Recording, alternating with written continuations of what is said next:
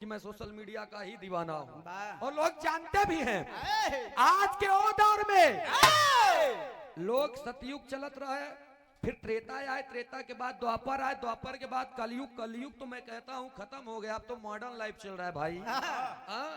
पहले लोग का करत रहे ना, आजकल के लोग का करत हैं। लेकिन देखा हमारे पास विराज जगत के हम एक ऐसा गवैया है कि गाता हूँ सब लोगों के बीच में, जैसे लोग बैठे रहते हैं वैसे हम मसाला लेके चली थी चचा।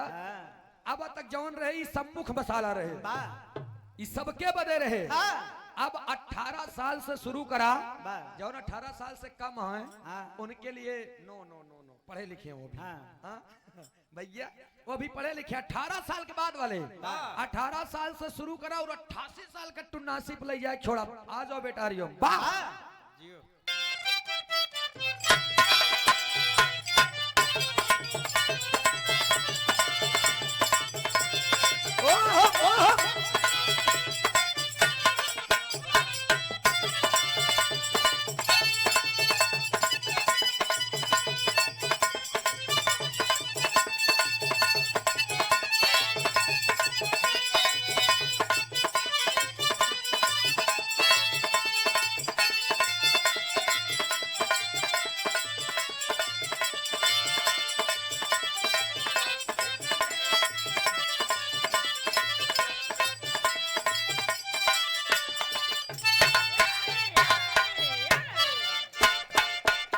शानदार गीत लाइन हमारे मास्टर साहब संकेत कर, मौसमी गीत बा। कोनो मर्द अपने मेहरारू से कहा था कि मैडम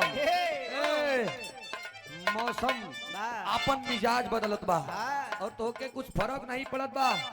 मेहरारू से कहा था का तू काव काव करेला मुड़ पे आके, मर्दवा कहा था गेहूं डाल देले बड़े धोई के, कबो कबो बदरी गिरत बा, कबो कबो तनी से बरस देत बा, कबो तेजी से बरसत बा, फिर धूप निकल जात बा। अरे एक दो दिन पहले तो कह सकत रहू तू। मेहरारू कहती है सुना सुना ए हमरे मुड़ पे आके कपार जी खा, तब मर्दवा कहा बा का कहे मास्टर साहब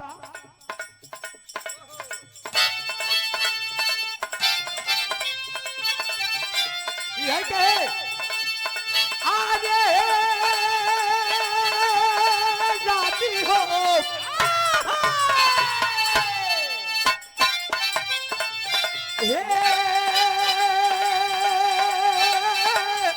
सैया जी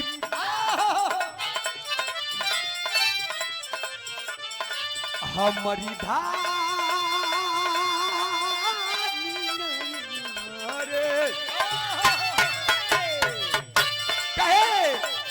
घेरा ले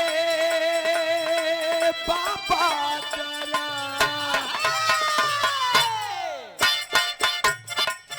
घेरा ले बाबा जरा सततारू पाजरा।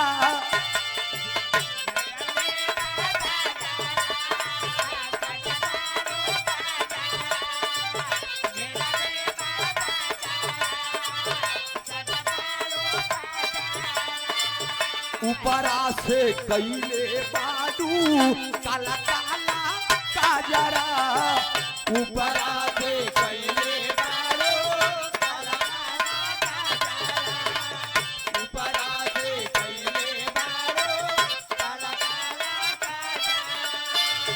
घेरले बाबा दरा सटतारू पाजरा, ऊपरा से कैले बाडू काला काला काजरा। कहे अरे चमके बिजुरिया ए हो सवरिया, झम झम पानी बरसाता बरसाता बरसाता। ही दिन दिमाग उठे मोरी चढ़ानी जवानी ए सैया, मोरी चढ़ानी जवानी ए सैया, बूंद बूंद के तरसाता और चढ़ानी जवानी बूंद बूंद के तरसाता, बूंद बूंद के बूंद बूंद के। मैंने बताया कि पूर्वांचल के लोग एक गीत को काटने के लिए 1000 गीतें डालते हैं सोशल मीडिया पे। अभी गाना ठीक से हिट नहीं हो पाए तो कवा डीजे वाला एक और प्ले कर दे। आइलू हक के मेरे बोला था कमटे में, आइलू हक के मेरे बोला था कमटे में, आइलू हक के मेरे बोला था कमटे में। देख तो हर ब्यूटी हमर फेर हो जाता है मेरे, देख तो हर ब्यूटी हमर ट्रेन हो जाता है मेरे, देख तो हर ब्यूटी हमर ट्रेन हो जाता है मेरे। आइलू हक के मेरे बोला था कमटे में, देख तो हर ब्यूटी हमर फेर हो जाता है मेरे। का दुल्ही कहे काका ही कितना सैया कैले बा मोर सजैया, कितना सैया कैले बा मोर सजैया, काका ही कितना सैया कैले बा मोर सजैया। अरे धून देला देहा राती जई से राजैया,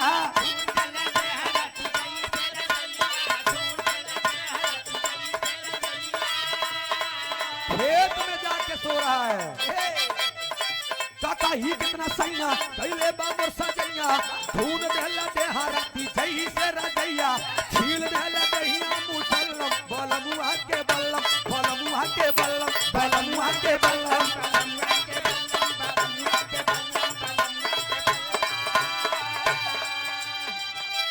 अब इसी गीत पे अपने प्रयागराज महाकुंभ में एक गीत मैंने गाया था। महाकुंभ में एक लड़की आई थी जिसका नाम था मोनालिसा। उसकी आंखें नीली नीली थी, सोशल मीडिया पे खूब था, वायरल हो गई थी वो लड़की। सेक्टर नंबर 17 में हमारे लोग के घर ही रहा। हम गए एक दिन उससे मिलने के लिए, हमको देखते हैं उसको। जब उससे मिलने के लिए हम गए, उसी रात में जिस रात में उससे मिलने के लिए गया था, उस रात में एक गीत वायरल हुई थी। कौन गीत रहे?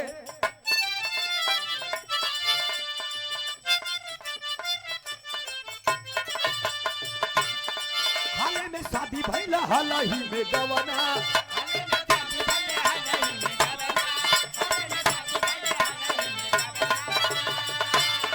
छोड़ी थी राजा या बच्चे बच्चे गवना, छोड़ी थी राजा या छोटे बच्चे गवना, छोड़ी थी राजा या छोटे बच्चे गवना। हाले में शादी भइल हालही में गवना, छोड़ी थी राजा या छोटे बच्चे गवना। नशा में बाड़ा पूरा तू मातल, नशा में बाड़ा पूरा तू मातल, आज पानी लवन के बहई बाटा, बहई बाटा, बहई बाटा। अब वही कहे अरे सैया मोरा भाई के तोरा,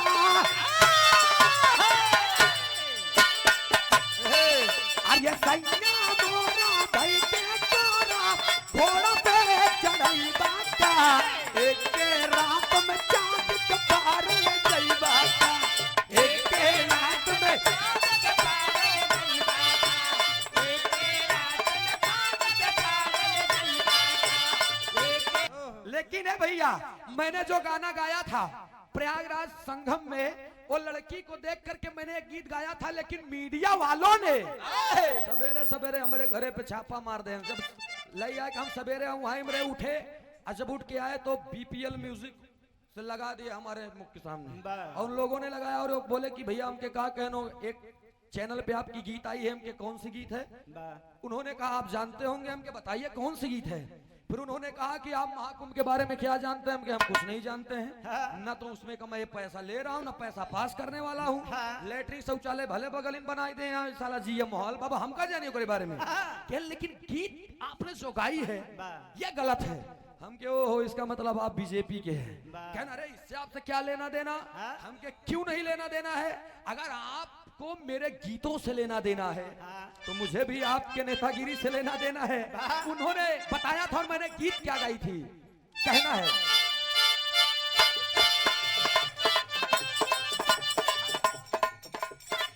खाके पान जन जान तू मारा हो, इसी गीत पे मैंने गाया था। खाके पान जनी जान तू मारा हो, अभी से अपन रहन सुधारा हो।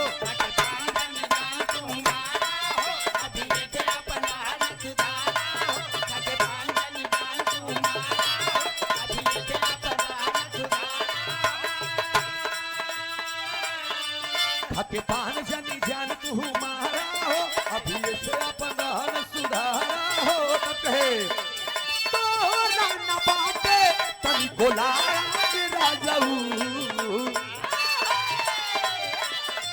तोरा न बाटे तनिको लाज राजाऊ छन छन बदले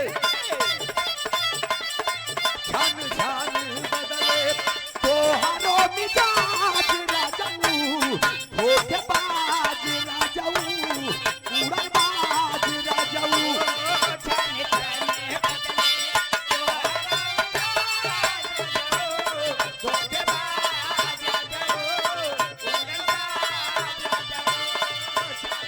और लफड़े की गीत क्या थी मैंने कहा सुनिए कितना मारी गईले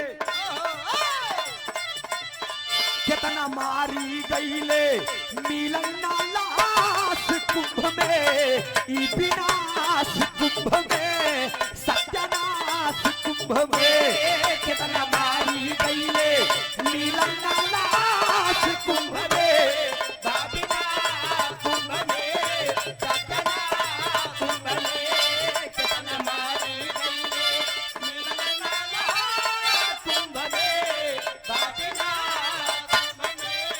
मैंने उनसे कहा दुनिया में बहुत पार्टियां हैं लेकिन सूरज यदुवंशी एक कलाकार के हैसियत से मैं उन मानव जीवन गाथाओं को आपसे कहना चाहूंगा।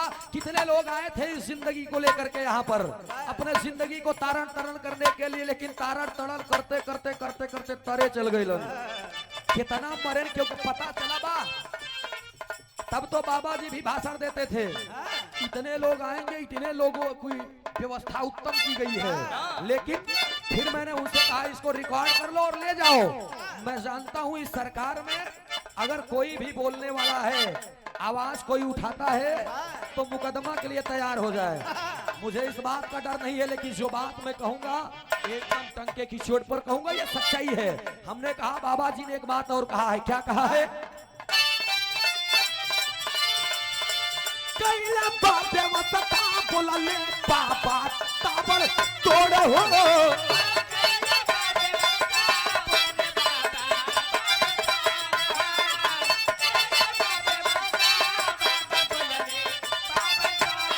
और सुनिए मीडिया वाले हैं बनले कितने लोगवन पहले लासिया ना जोड़ हो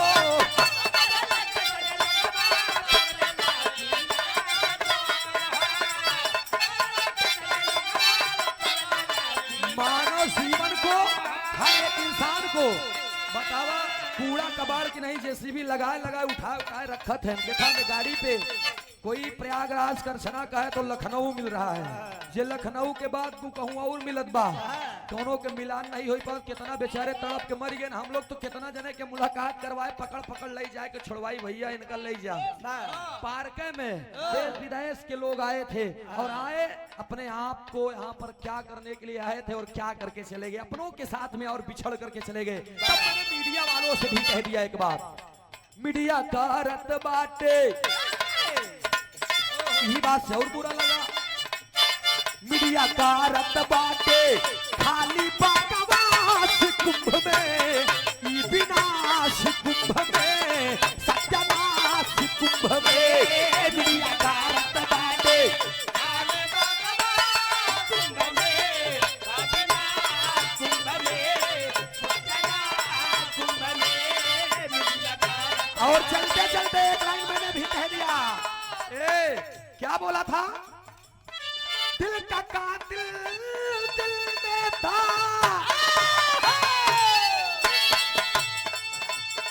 दिल का कातिल दिल में था, दिल सुन कर गया।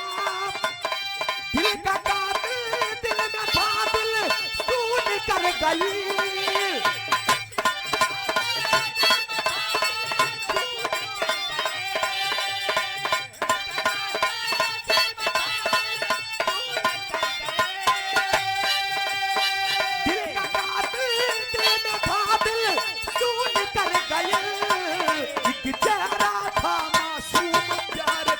खून